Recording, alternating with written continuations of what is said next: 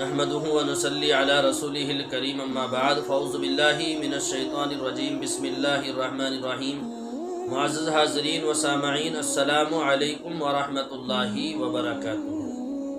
محترم بزرگ اور دوستو، امید کرتا ہوں آپ حضرات خیریت سے ہوں گے۔ اللہ آپ لوگوں کو اسی طرح ہمیشہ خوش رکھے۔ بزرگوں، ایک بات یاد رکھنا، جس انسان میں یہ چار علامتیں ہیں تو سمجھو وہ پکا منافق ہے۔ چاہے وہ کتنا ہی نماز پڑھنے والا کیوں نہ ہو، روزے رکھنے والا کیوں نہ ہو، حج کرنے والا کیوں نہ ہو، لیکن اگر اس کے اندر یہ چار چیزیں ہیں تو سمجھو وہ پکا منافق ہے۔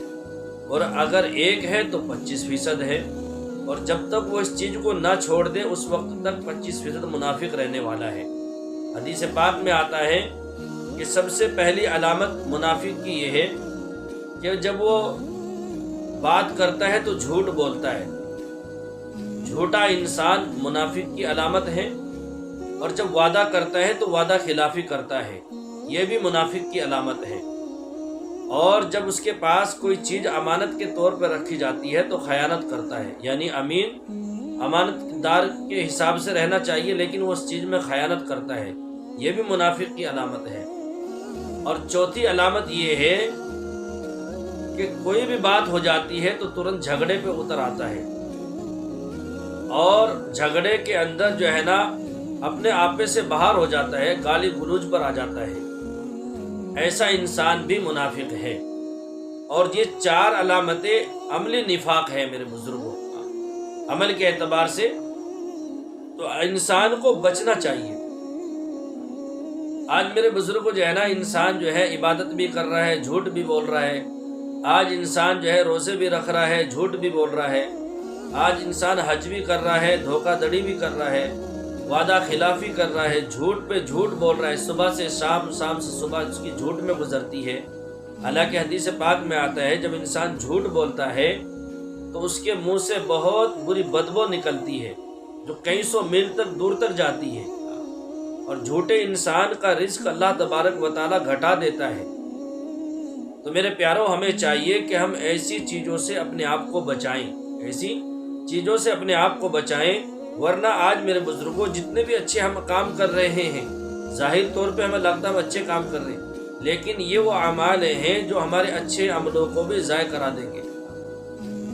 انسان کو بچنا چاہیے۔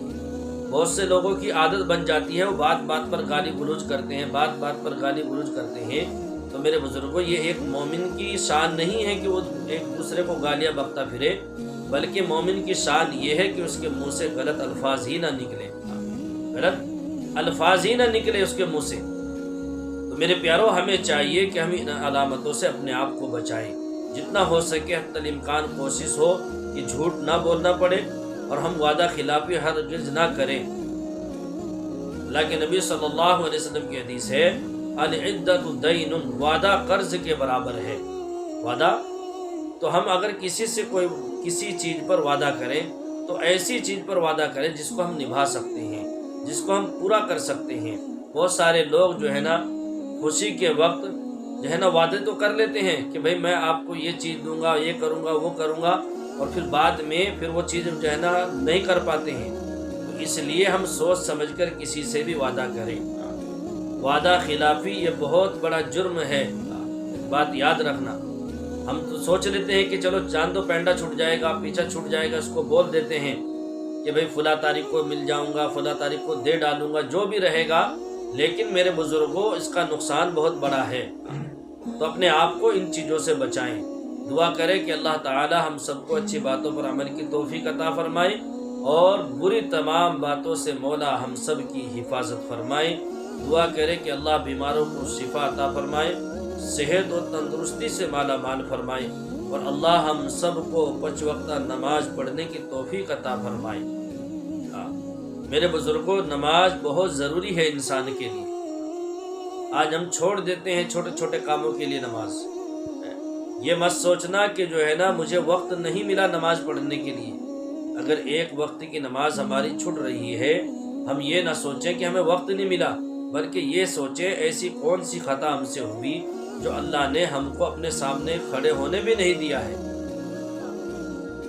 اس چیز کو ہم سوچیں۔ اللہ ہم سب کو اچھی باتوں پر عمل کی توفیق عطا فرمائے۔ السلام علیکم ورحمۃ اللہ